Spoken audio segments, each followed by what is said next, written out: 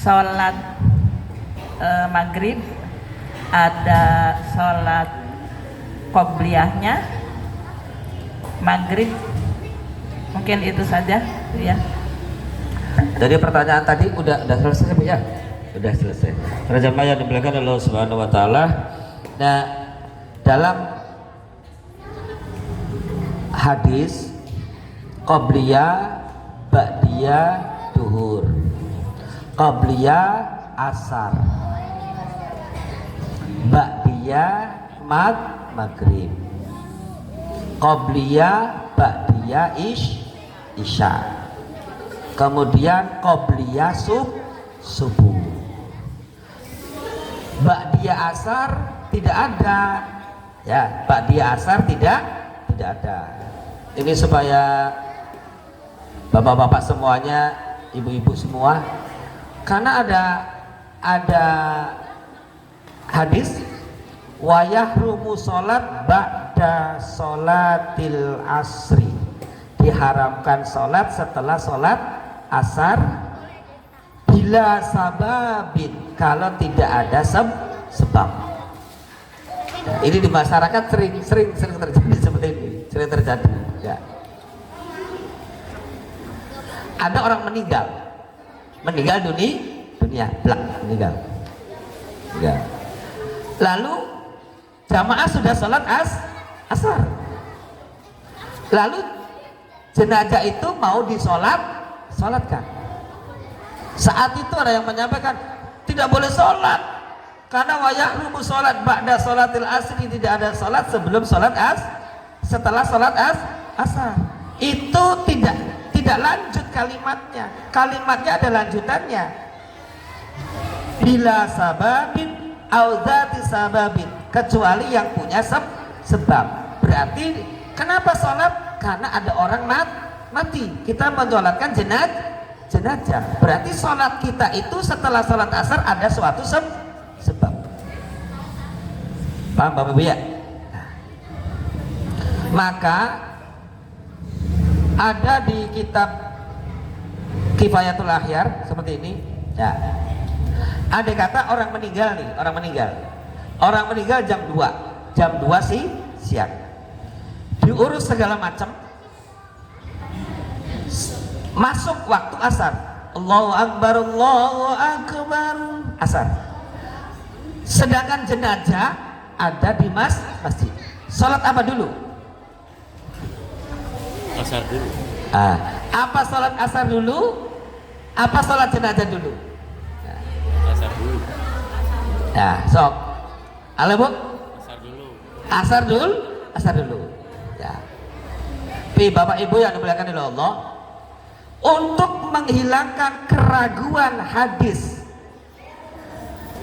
wa yahrumu sholat ba'da sholatil asri, maka dahulukan kifayah dulu. Setelah sholat kifayah selesai, lalu sholat asar. Kecuali waktu asarnya jam 3, jenazah mau disolatkan jam 4. Ini sudah jauh. Ini sih masuk waktu sholat asar jam 3, jenazah dibawa ke masjid. Untuk menghilangkan faham tidak ada sholat selain sholat setelah sholat asar, tidak boleh sholat selain sholat setelah sholat asar, maka menghilangkan faham itu, keraguan seperti itu, sholat jenazah dulu dilakukan. Setelah sholat jenazah selesai, lalu sholat asar. Itu ada di dalam kitab Kifayatul Akhyar. Ketika waktunya bersamaan, seperti itu. Maksudnya apa? Untuk menghilangkan, dan kita mengikuti hadis wa yahrumu sholat ba'da sholatil asri. Tidak boleh sholat setelah, tidak ada sholat lain setelah sholat asar, kecuali mempunyai sebab. Seperti ibu mau berangkat umroh jam 4, sudah sholat asar, lalu saya pengen sholat sunnah safar, itu berarti boleh ada sebab. Setelah sholat asar selesai, lalu jam 4, jam setengah 5 sholat jenazah. Itu boleh karena ada sebab. Seperti itu para jamaah yang dimuliakan Allah. Tapi kalau waktunya bersamaan waktu asar datang, jenazah ditaruh di masjid. Maka sholat apa dulu yang dilakukan? Yaitu sholat jenazah dulu supaya menghilangkan keraguan tidak ada sholat setelah sholat asar. Seperti itu. Ada lagi Bu? Pak Ustadz, mohon maaf. Tadi yang ditanyakan tuh sholat ba'diyah maghrib, apakah ada apa tidak? Ya. Ba'diyah maghrib. Ya saya paham Bu ya. Cuma saya menjelaskan dari awal supaya paham. Ya. Asar menyambung dengan maghrib waktunya. Kenapa? Karena prosesnya terbenamnya matahari. Proses terbenamnya matahari. Khawatir kita sholat setelah sholat asar sebelum sholat maghrib, berarti proses itu tenggelamnya matahari. Khawatir kita menyerupai orang yang menyembah matahari. Seperti itu. Kecuali mempunyai sebab. Seperti contoh syukur wudhu boleh. Seperti contoh tahiyatul masjid. Itu kan berarti bukan qobliyah maghrib, tapi ada namanya sendiri. Paham ya kira?